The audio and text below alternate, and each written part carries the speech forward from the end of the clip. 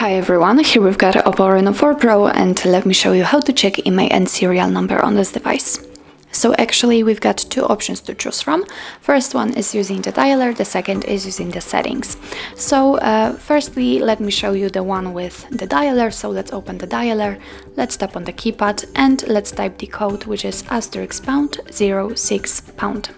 And as you can see, thanks to this code we are provided with both IMEI numbers and also a serial number attached to this device.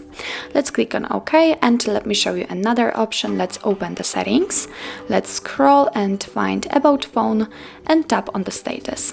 And as you can see here, we've got the numbers, the IMEI numbers for both SIM slots, and here we've got the serial number.